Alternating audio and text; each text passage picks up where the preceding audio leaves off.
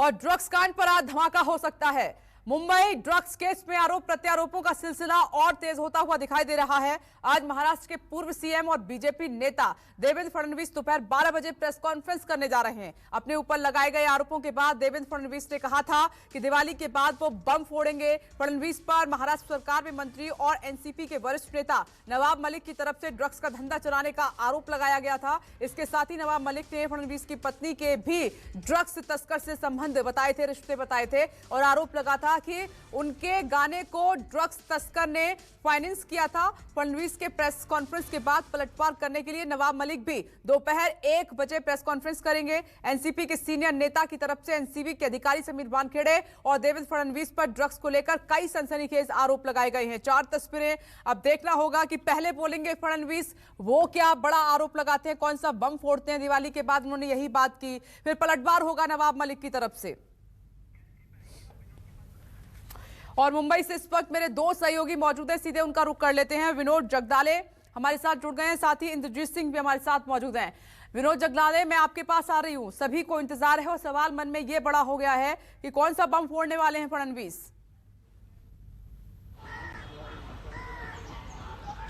देखिए, पिछले हफ्ते जो प्रेस कॉन्फ्रेंस हुई थी, सबसे पहले नवाब मलिक ने महाराष्ट्र के पूर्व जो मुख्यमंत्री है देवेंद्र फडणवीस, उनकी पत्नी, उन दोनों पर उन्होंने आरोप लगाए थे।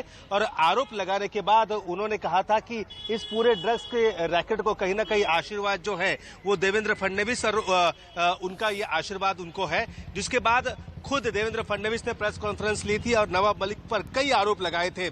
उसी की श्रृंखला में आज ये दूसरी प्रेस कॉन्फ्रेंस होने वाली है। दोपहर 12 बजे देवेंद्र फडणवीस विपक्ष के नेता है, उन्होंने कहा है कि मैं दिवाली के बाद बम फोड़ूंगा। इसका साफ मतलब है, पिछली बार उन्होंने जो आरोप लगाया था कि नवाब मलिक के अंडरवर्ल्ड से किस प्रकार से रिश्ते हैं, उनके कौन कौन सगे संबंधी अंडरवर्ल्ड से मिलते हैं, कहां कहां मुलाकात हुई है, इसके बारे में सारी जानकारी वो यहां पर दे सकते हैं। और इसके अलावा नवाब मलिक की जो चल अचल जो संपत्ति है उसको लेकर भी शायद वो वहां पर प्रेस कॉन्फ्रेंस में खुलासा कर सकते हैं।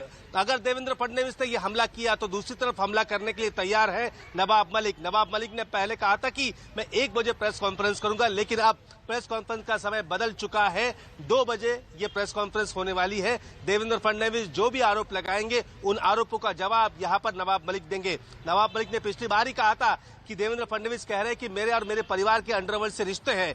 तो जब वो 5 साल महाराष्ट्र के गृह मंत्री भी रह चुके हैं, मुख्यमंत्री भी रह चुके हैं, रोजाना मुख्यमंत्री को गृह विभाग से ब्रीफिंग दी जाती है कि राज्य में क्या सिचुएशन है, हर तमाम तरीके की जानकारी दी जाती है, हर एजेंसी उनके पास होती है जो इस पूरे मामले में इंफॉर्मेशन इकट्ठा करती है। लेकिन तब मुझे पर क्यों कार्रवाई नहीं की गई और आज वो क्यों आरोप कर रहे हैं विपक्ष में बैठे हुए, ये नवाब मलिक का कहना है। अब उन आरोपों के लेकर अब क्या वो यहाँ पर सबूत पेश करते हैं, क्या कोई डॉक्यूमेंट्स, कोई फोन रिकॉर्डिंग या कोई मिलने का कोई फोटोग्राफ्स या कोई वीडियो, क्या एविडेंस देते हैं, ये अभी कुछ ही देर में होने वाली देवेंद्र फडणवीस की प्रेस कॉन्फ्रेंस में मालूम पड़ेगा। विपनेश, नजर बनाए रखिए। विनोद, में आती हूँ इंद्रजीत। पहले समीर वानखेड़े, नवाब मलिक आमने सामने थे और अब फडणवीस और नवाब मलिक आमने सामने आ गए। चल क्या रहा है ये?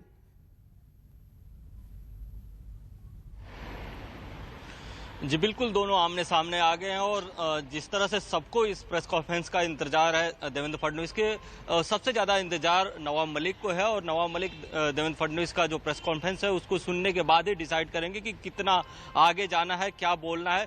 पहले वो जो आरोप लगाएंगे उस पर सफाई देंगे और इसके बाद कुछ नए तथ्य भी रखेंगे, क्योंकि जिस तरह से 1 मिनट इंद्रजीत, रोक रही हूँ। ब्रेकिंग न्यूज का रुख कर लेती हूँ। वानखेड़े के पिता की मलिक के खिलाफ शिकायत, ये इस वक्त की बड़ी खबर है। SC/ST एक्ट के तहत शिकायत दर्ज की गई है और ध्यानदेव ने FIR दर्ज करने की मांग की है। आप देख रहे हैं कि इससे पहले मानहानि का भी मुकदमा ठोका गया। मलिक पर 100 करोड़ की मानहानि का मुकदमा भी ठोका गया है। हाईकोर्ट में आज मलिक को देना है इस पूरे मामले पर जवाब। ये इस वक्त ये एक और बड़ी खबर वानखेड़े के पिता की मलिक के खिलाफ है। ये शिकायत और वानखेड़े ने ओशिवारा के असिस्टेंट कमिश्नर ऑफ पुलिस यानी कि सहायक पुलिस आयुक्त के पास महाराष्ट्र के मंत्री नवाब मलिक के खिलाफ SC/ST अधिनियम के तहत कथित तौर पर अपने परिवार की जाति के बारे में झूठे आरोप लगाने के लिए शिकायत दर्ज कराई है। वानखेड़े परिवार की मांग है कि मलिक के खिलाफ FIR दर्ज हो। इससे पहले वानखेड़े फैमिली ने NCP के नेता नवाब मलिक पर बॉम्बे हाई कोर्ट में 100 करोड़ का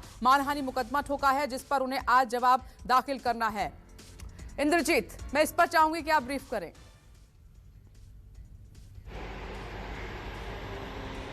जी बिल्कुल, आज जो वानखेड़े के पिता हैं सबीर वानखेड़े के, उन्होंने ओशिवरा पुलिस स्टेशन में शिकायत दी है और SC/ST एक्ट के तहत मामला दर्ज करने के लिए कहा। हालांकि अभी तक इस मामले में FIR दर्ज नहीं हुआ है, सिर्फ शिकायत लिया है असिस्टेंट कमिश्नर ऑफ पुलिस ने।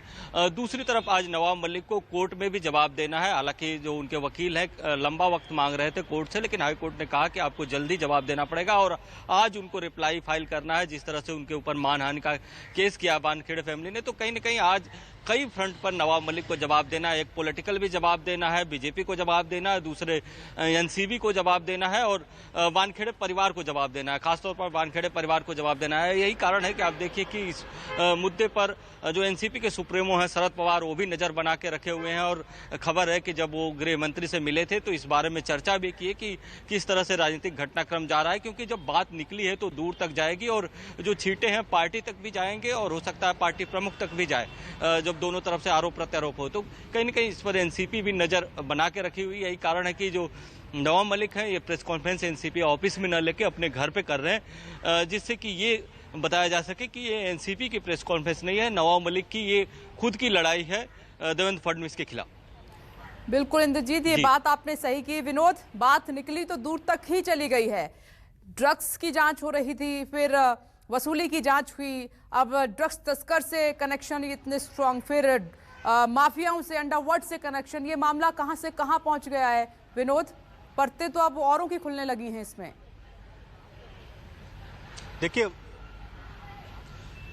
जब क्रूज ड्रग्स मामले में जब गिरफ्तारी हुई थी तब बताया जाता है कि बड़े बिजनेसमैन और VIP लोगों के बच्चे उसमें शामिल हैं, लेकिन एक वो सेल्फी, किरण गोसावी की एक सेल्फी आर्यन खान के साथ, उस सेल्फी से ये पूरा इतिहास यहाँ से शुरू हुआ कि किस प्रकार से उस पार्टी का आयोजन किसने किया। काशिफ खान फिर सामने आया, फिर कई गवाह सामने आए और इस प्रकार से ये पूरा मामला अब राजनीतिक मुद्दा तूल पकड़ता जा रहा है। एक तरफ वानखेड़े है तो दूसरी तरफ नवाब मलिक है, अब दूसरी तरफ देवेंद्र फडणवीस है और दूसरी तरफ है नवाब मलिक। इस प्रकार से ये आरोप प्रत्यारोप का दौर पिछले कुछ दिनों से लगातार महाराष्ट्र में देखने को मिल रहा है। इसमें इसके कई अंग है, कई रंग कह सकते हैं। रोज एक नया किरदार कह सकते हैं कि हफ्ते में 2 या 3 दिन में एक नया किरदार सामने आता है और वो आरोप की यहाँ पर बौछार कर देता है। अब नेता भी एक दूसरे पर आरोप करने लगे हैं, लेकिन नवाब मलिक ने जिस प्रकार से जो आरोप लगाए हैं उन आरोपों के समर्थन में उन्होंने जो सबूत दिए हैं वैसे सबूत फिलहाल विपक्ष के पास मौजूद नहीं नजर आते। जो आरोप पिछले दिनों मोहित कंबोज ने लगाए थे और उसके समर्थन में जो सबूत देने चाहिए वो सबूत उनकी तरफ से वहां पर देने में वो सक्षम नजर नहीं आए हैं। नवाब मलिक ने भी आरोप किया है कि मोहित कंबोज ही खुद इस ड्रग, ये जो वसूली गैंग था ड्रग NCP का, उसका एक हिस्सा है। अब आज की प्रेस कॉन्फ्रेंस में क्या आरोप लगेंगे ये देखना होगा। जी ठीक है, आप नजर बनाए रखिएगा। विनोद जगदाले, इंद्रजीत सिंह, आपका शुक्रिया। नमस्कार, मैं हूं मानक गुप्ता। अगर आपको हमारा ये वीडियो पसंद आया हो तो इसे लाइक और शेयर जरूर करें और हां, हमें सब्सक्राइब और फॉलो करना ना भूलें ताकि आप देश और दुनिया की कोई खबर मिस ना करें। तो जुड़े रहिए हमारे साथ और देखते रहिए न्यूज़ 24।